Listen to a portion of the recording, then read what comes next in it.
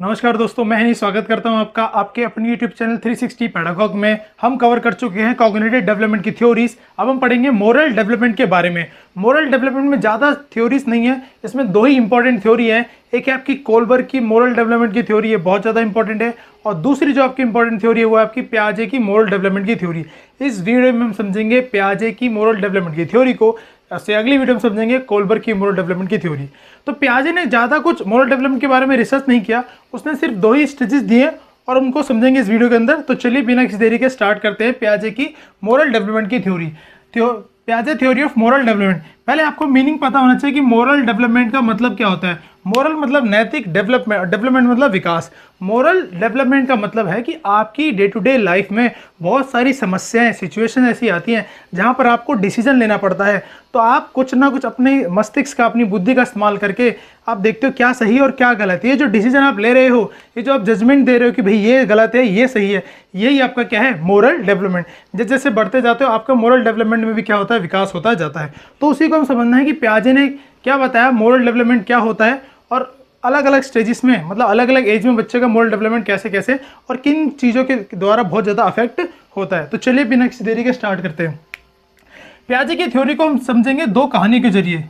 तो मैं आपको दो कहानियां बता दूं, एक केस वन, ठीक है। इस कहानी के अंदर क्या होता है, एक कहानी के अंदर एक बच्चा है, इसका नाम है योगेश।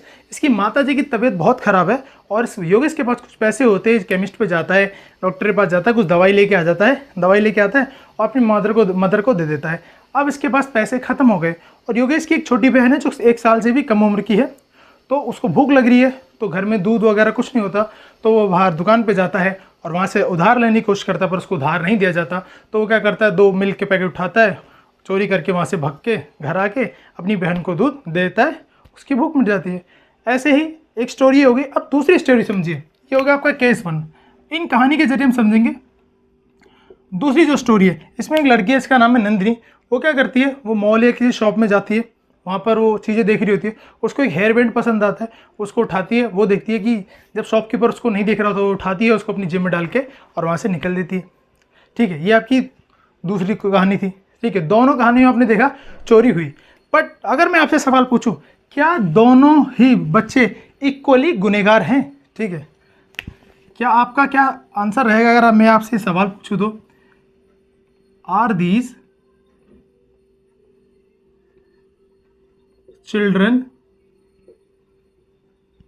Equally guilty? क्या लगता है आपको, क्या ये दोनों समान रूप से गुनहगार हैं? इसने चोरी करी, इसने भी चोरी करी, बट दोनों का इंटेंशन बहुत अलग है। तो ऐसी सिचुएशन जब आपके सामने आती है जहाँ पे आपको लग रहा है दोनों ही गलत हैं, तो आप कैसे चूज करोगे कि क्या सही है और क्या गलत है? इसी को बोलते हैं दुविधा की स्थिति। मतलब ऐसी स्थिति में जब आप आ जाओ, आप तय ना कर पाओ कि क्या सही और क्या गलत है, उसी को बोलते हैं दुविधा। इसको इंग्लिश में बुलाता है डिलेमा। तो पियाजे ने ऐसी सिचुएशंस को बोला है, जैसे कि मान लो जो केस 1 था और एक केस 2, इन दोनों में चोरी की गई। तो अगर आप यहाँ डिसाइड नहीं कर पा रहे हो, तो ऐसी सिचुएशन, मतलब डिसाइड नहीं कर पा रहे हो कौन सही और कौन गलत, तो ऐसी सिचुएशन को पियाजे ने बोला है मोरल डिलेमा। मोरल डिलेमा कहा गया है। ठीक है, ये तो है मोरल डिलेमा। बट इस मोरल डिलेमा से निकलने के लिए, दुविधा की स्थिति से निकलने के लिए, आप जो सोच विचार करते हो, ठीक है, थिंकिंग करते हो कि क्या सही होना चाहिए हमारे सबसे, क्या गलत, उसको एक अलग नाम दिया पियाजे ने, उसको बोला है मोरल रीजनिंग। क्या बोला है? Moral reasoning. ठीक है, मोरल डिलेमा ऐसी स्थिति जहां पर आप ये तय ना कर पाओ कि क्या सही क्या गलत है, एक दुविधा की स्थिति। और इस दुविधा की स्थिति से निकलने के लिए आप जो थिंकिंग करते हो, आप जो सोच विचार करते हो, ठीक है, उसी को बोला गया क्या क्या है, मोरल रीजनिंग। इस मोरल डिलेमा और मोरल रीजनिंग का मैं एक आपको और एग्जाम्पल देता हूँ। ठीक है, कुछ साल पहले मेरा एक 2 एग्जाम थे और वो सेम डेट को सेम टाइम पर पढ़े। एक था मेरा पोस्ट ग्रेजुएशन का एग्ज़ाम, ठीक है, इग्नू से मैं पोस्ट ग्रेजुएशन कर रहा था, वहाँ वो मेरा एग्ज़ाम था। और एक मेरा एग्ज़ाम था जो टीचिंग के जो पेपर होते हैं, वो दोनों सेम डेट को पढ़ गए। और दोनों सेंटर दिल्ली में थे, बट उनकी दूरी थी 30 किलोमीटर। और बात तो ये है कि एक 10 बजे स्टार्ट हो रहा है तो एक 10:30 स्टार्ट हो रहा है। मैं एक ही टाइम पर दोनों सेंटर पे नहीं पहुंच सकता।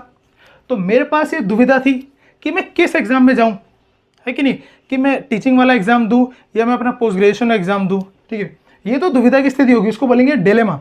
बट इस डिलेमा से निकलने के लिए फिर मैं क्या करता हूँ, थिंकिंग करता हूँ, मैं सोचता हूँ कि भैया टीचिंग का एग्जाम है वो साल में, 2 साल में, 5 साल में कब आता है इसका कोई भरोसा नहीं है। तो 5 साल बाद भी आ सकता है, 2 साल बाद भी, 4 साल बाद भी।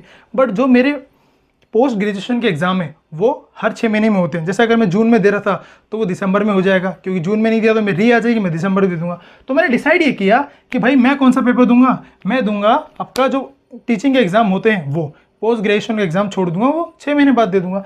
तो ये मैंने जो सोच विचार किया इस मोरल डिलेमा से निकलने के लिए, इसको बोलते हैं मोरल रीजनिंग।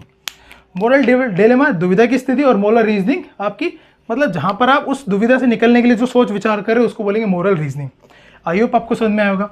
अब इसका आंसर पता करने के लिए हम समझते हैं पियाजे की जो कॉग्निटिव डेवलपमेंट की, सॉरी पियाजे की जो मोरल डेवलपमेंट की 2 स्टेजेस थी उनको समझते हैं, फिर इनका हम आंसर निकालेंगे। चलिए,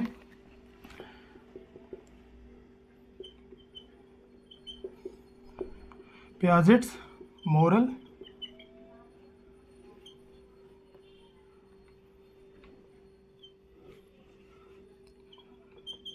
डेवलपमेंट स्टेजेस। भाई 2 स्टेजेस दी पियाजे ने, ठीक है। एक को उसने बोला हेट्रोनोमस, क्या बोला, हेट्रोनोमस मोरालिटी। इसका टाइम पीरियड जो दिया गया है वो दिया गया आपका 4 ईयर टू 8 ईयर, ठीक है। पियाजे का मानना है, ठीक है, हेटेरोनोमस मोरालिटीज का टाइम पीरियड 4 साल से 8 साल।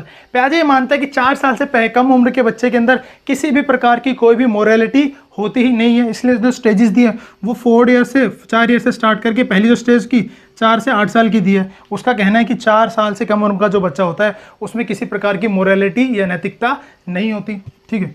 अब हम समझते हैं है क्या ये जो हेटेरोनोमस मोरालिटी है। क्या भाई हेटेरोनोमस मोरालिटी है, ठीक है। इसको हम क्या बोलते हैं, इसको एक दूसरे नाम से जाना जाता है, वो है आपका एक्सटर्नल मोरालिटी। एक्सटर्नल मोरालिटी क्यों कहा गया इसको, क्योंकि बच्चा यहाँ पर जो कुछ भी कर रहा है वो सिर्फ पनिशमेंट के डर से कर रहा है, वो सिर्फ रूल्स को फॉलो कर रहा है। और उसको पता, इस स्टेज में बच्चों को ऐसा लगता है कि जो माता पिता सोसाइटी के द्वारा जो रूल्स बनाए गए हैं अगर वो रूल को फॉलो नहीं करेगा तो उसको मिलेगी पनिशमेंट। तो बच्चा यहाँ पे बिलीव करता है, believe in obedience and punishment, कि भैया अगर रूल को फॉलो नहीं करा, मतलब रूल को उसने ओबे नहीं करा तो उसको क्या मिलेगी, पनिशमेंट। ये मोरालिटी होती है। बच्चा यहाँ पर किसी भी काम को इस आधार पे जज करता है कि कौन सा काम सही है और गलत। अगर उसको किसी काम को करने पे उसकी पिटाई होती है तो वो बोलेगा ये काम गलत है, किसी काम करने पे उसको अप्रिशिएट किया जा रहा है तो वो काम अच्छा है, ठीक है। मतलब उसके कॉन्सिक्वेंसेस क्या हैं उस पर उन कॉन्सिक्वेंसेस के आधार पर बच्चा निर्धारित करता है कि कोई काम सही है और कोई काम गलत है कि नहीं।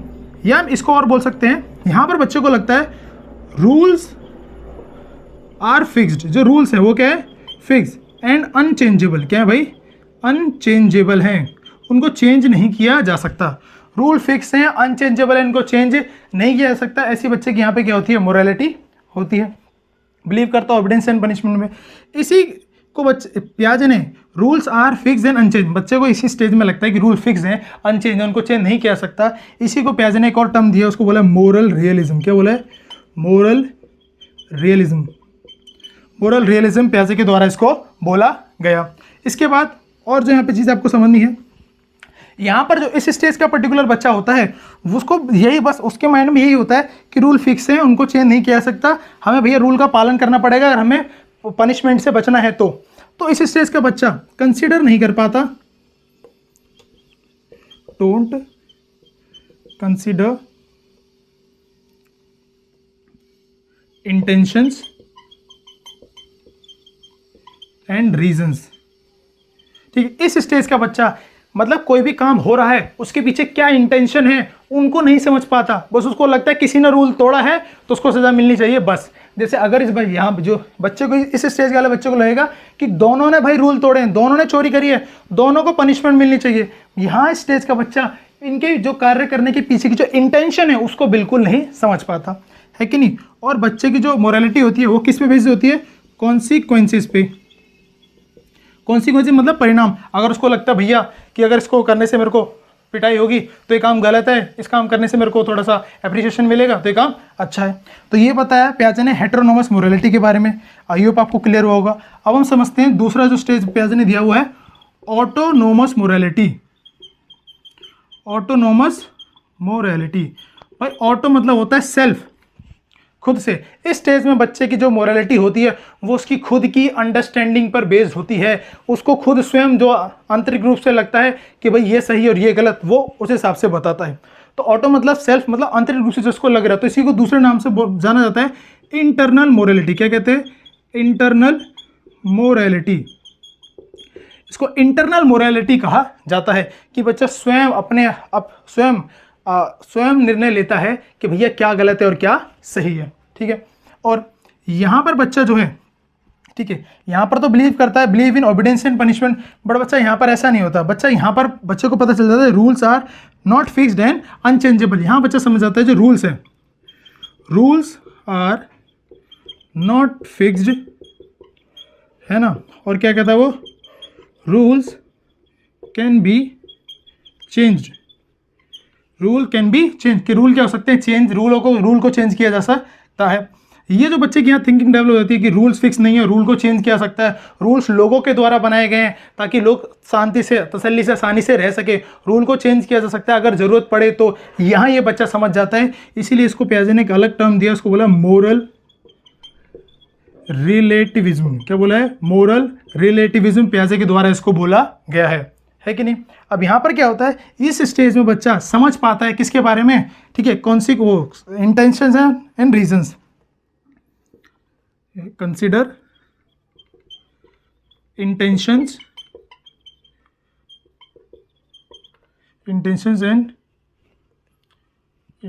And reason.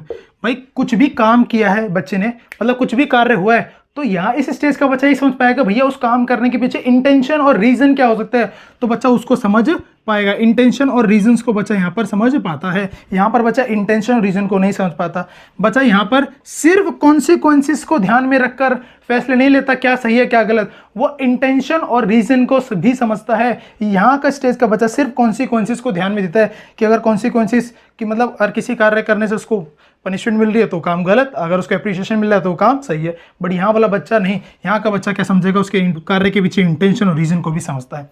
तो ये थे दो, इसको बोलते हैं हेटेरोनोमस मोरालिटी, ऑटोनोमस मोरालिटी। अब दोनों समझिए, इन दोनों स्टेजेस के बच्चे से अगर मैं ये दोनों केस बताऊंगा, अगर मैंने पहले हेटेरोनोमस मोरालिटी के स्टेज के वाले बच्चे को बताया कि भाई केस 1 और केस 2 आप देख रहे हो, मैं दोनों कहानी सुनाऊंगा इन बच्चों को, तो ये बच्चे बोलेंगे दोनों गलत है। और पहले वाला जो है वो ज़्यादा गलत है क्योंकि उसने ज़्यादा रुपए का ज़्यादा अमाउंट चोरी किया है, दूसरे वाले ने कम अमाउंट चोरी किया है, तो पहले वाले को ज़्यादा सज़ा मिलनी चाहिए, दूसरे वाले को कम। क्या बोलेगा? जो पहले वाला है उसने ज़्यादा पैसे का सामान चोरी किया है, इसने कम पैसे का सामान चोरी किया है, तो उसको ज़्यादा सज़ा मिलनी चाहिए, इसको कम सज़ा मिलनी चाहिए। ये बोलेगा हेटेरोनोमस मोरालिटी, क्योंकि यहाँ पर बच्चे को लगता है कि भैया उस दोनों ने रूल तोड़ा है तो दोनों को सज़ा मिलनी चाहिए। जिसने ज़्यादा रूल, तो जिसने ज़्यादा ब्रेक किया रूल को उसको ज़्यादा सज़ा, जिसने कम रूल तोड़ा उसको कम सज़ा, है कि नहीं। क्योंकि ये बच्चा यहाँ इस स्टेज का बच्चा कार्य के पीछे जो इंटेंशन और रीजन है उसको नहीं समझ पाता। अब यही क्वेश्चन, अगर यही कहानी इस स्टेज के बच्चे को सुनाई जाएगी तो बोलेगा जो पहले स्टेज का बच्चा है, ठीक है, जो योगेश था वो क्या है, वो निर्दोष है, उसको किसी प्रकार की कोई सज़ा नहीं मिलनी चाहिए। बट जो सेकंड वाली बच्ची है, क्या नाम है उसका, जो नंदिनी थी, उसको क्या मिलनी चाहिए, सज़ा मिलनी चाहिए। क्योंकि यहाँ का बच्चा क्या समझेगा, कुछ कार्य हुआ है उसके पीछे इंटेंशन रीजन क्या है उनको बहुत अच्छे से समझता है कि नहीं। तो ये थे आपके, आई होप आपको समझ में आया होगा कि भैया मोरल डेवलपमेंट के बारे में जो पियाजे ने 2 स्टेजेस दिए वो क्या क्या थे, हेटेरोनोमस मोरालिटी क्या होता है, ऑटोनोमस मोरालिटी क्या होता है, इनके अंदर क्या क्या चीज़ें हैं आपको समझ में आया होगा। अब आपको लग रहा होगा कि भाई यहाँ 4 से 8 साल दे रखा है और यहाँ दे रखा है इसका, हाँ सॉरी, इसका मैं टाइम पीरियड लिखना भूल गया ऑटोनोमस मोरालिटी का, यहाँ लिख लेते हैं। ऑटोनोमस मोरालिटी का टाइम पीरियड क्या होगा, तो ध्यान ही नहीं रहा। इसका जो टाइम पीरियड होगा वो होगा आपका 11 ईयर। क्या होगा? 11 ईयर टू टिल एडोलेसेंस। मतलब कह सकते हैं 11 से 18 या 19 साल का जो टाइम पीरियड है वो ऑटोनोमस मोरालिटी के अंतर्गत आएगा। अब आपको ऐसा लग रहा होगा भाई हेटेरोनोमस मोरालिटी का टाइम है 4 से 8 साल और यहाँ ये स्टार्ट हुआ ऑटोनोमस मोरालिटी 11 साल से लगभग 18-19 साल, तो बीच का जो टाइम है मतलब 8 year to 11 year, 8 year to 11 year, ये कहाँ गया? भाई 8 से जो 11 साल का उम्र जो टाइम है, इसको प्याजे ने बोला ट्रांजिशनल पीरियड या परिवर्तन काल प्याजे के द्वारा कहा गया इसको।